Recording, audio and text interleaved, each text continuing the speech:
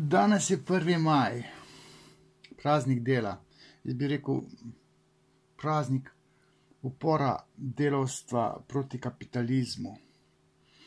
In upor proti kapitalizmu se je zgodil tudi v socialistični revoluciji med NOB, ki jo desnica danes tako patetično, ne da jo obžaluje, kritizirajo. Obžalujejo jo mogoče potihem vsi, ker smo videli, da se socializem ni izšel. Ampak tisti, ki smo pa malce bolj nagnjeni k analitičnemu sklepanju, pa na zadeve drugače gledamo. In zdaj bom jaz probil skozi nek traktat enega osovraženega narodnega heroja, prekaljenega mačka, bom probal upeljati ta nek diskurs, v katerem bom poskušal utemeljiti, zakaj je socialistična revolucija etično dejanje.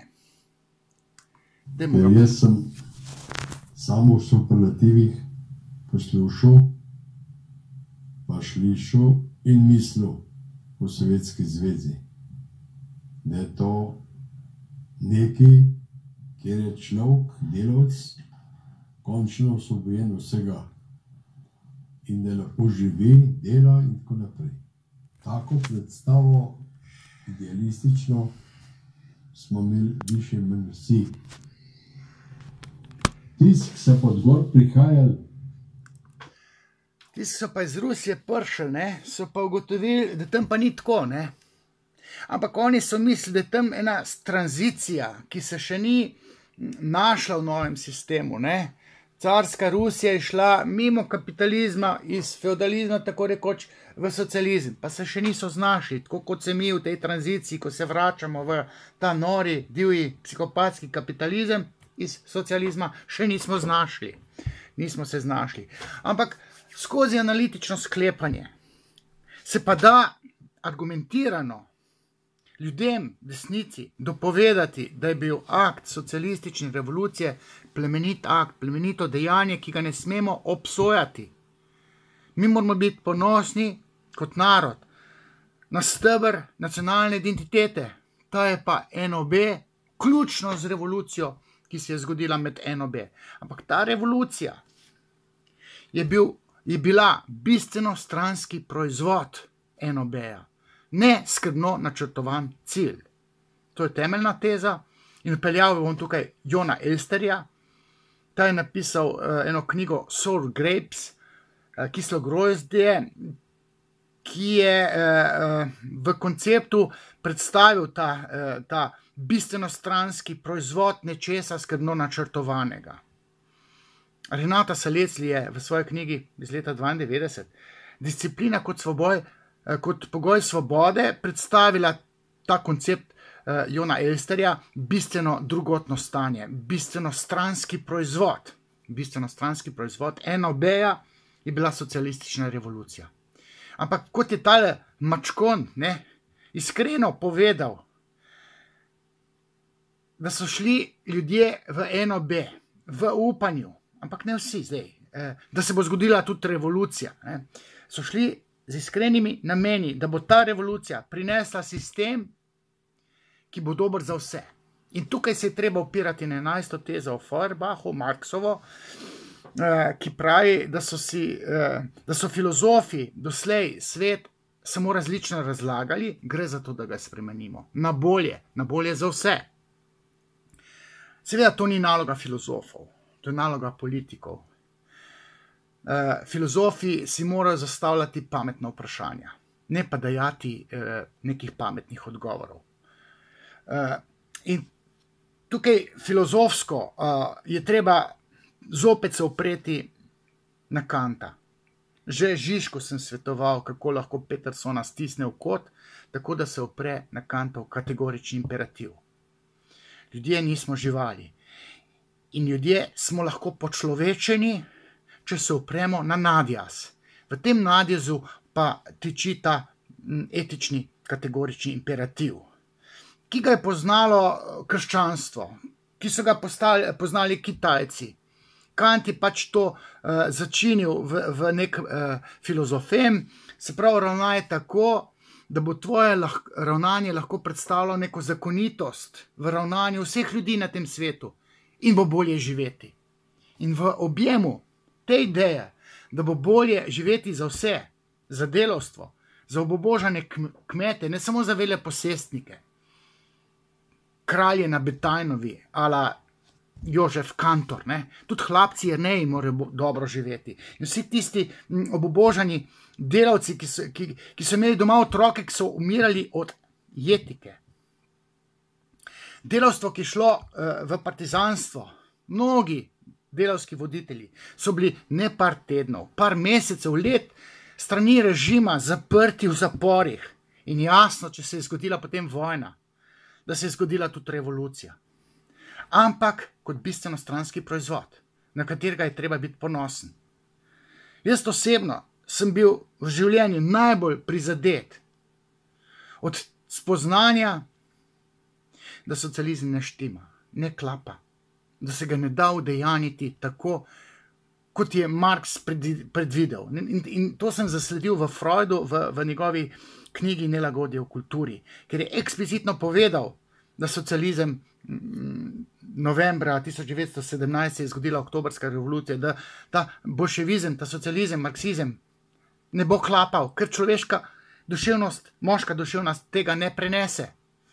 Nobene brezrazredne družbe nikoli nismo imeli v človeški zgodovini. Bila je horda, kjer je poveljeval mogočni samec, mogočni oče, ki so ga skozi bratovsko zvezo drugi likvidirali, ga simbolno kastrirali in se domenili, kako bodo uživali naprej v bratovski zvezi. In potem je nastalo sužnje lastništvo, ki se je prelevilo v nek feudalizem, ki so bili neki feudalci pa tlačani, domala skoraj da sužnji. Potem se je zgodila kapitalistična revolucija, tako rekoč, ne, francoska revolucija, kjer se je vzpostavil kapitalizem, ki je po Freudu zadnja faza, ki jo moška duševnost še tolerira.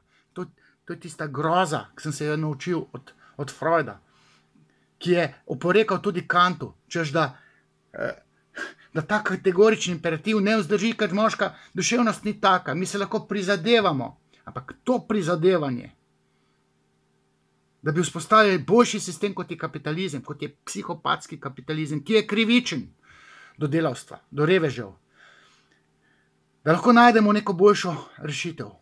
In tisti proletarci, revolucionarji, ki so skozi NOB vzpostavljali boljši, domnevno boljši socializem, njih ni za obsojati. Lahko se jih obsoja, da je bila revolucija med vojno preveč krvava, ker so se bali kontrarevolucije.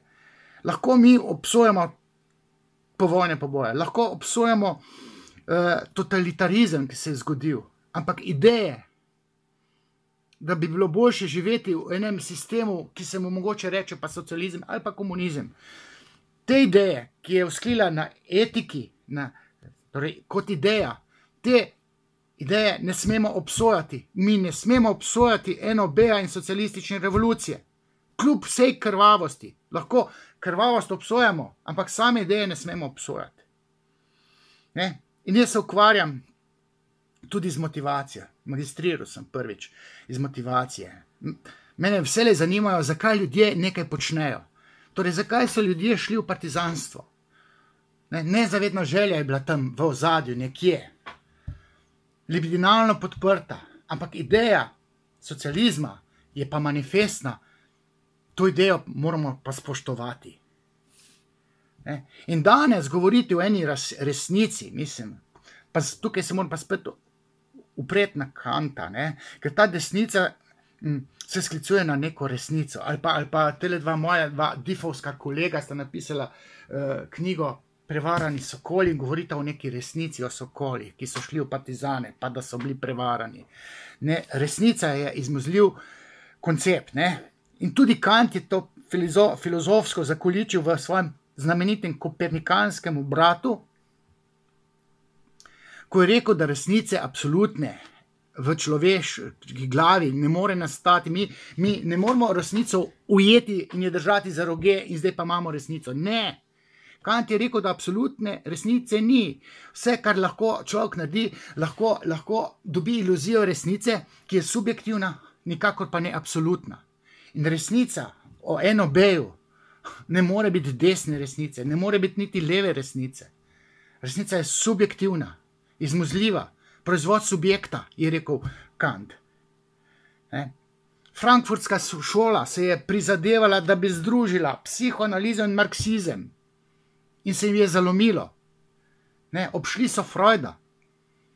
Njegovo temeljno idejo, da je kapitalizem, nažalost, zadnja faza družbeno-ekonomske ureditve, ki jo moška duševnost še tolerira. In nažalost, to prizadevanje današnje levice po nekakšnem demokratičnem socializmu, žal, je spodletelo. Ok, je treba kapitaliste malce bolj obdavčiti, ampak ne tako, da se bodo levi lenuhi napajali iz državnega proračuna. To pa ne. Levi lenuhi, razni umetniki, delati morajo jeti. In kapitalizem je dejansko družbeno-ekonomska ureditev, ki funkcionira. Nobenega demokratičnega socializma ne moramo imeti. Ampak ne smemo pa obsojati enobeja pa socialistične revolucije. Lomiti identiteto slovenske nacionalne hrbtenice.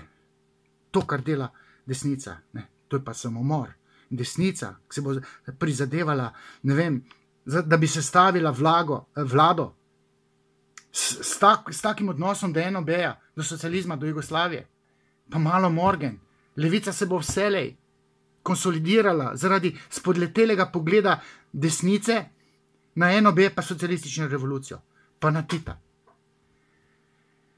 Amen. Toliko sem imel zapovedati danes.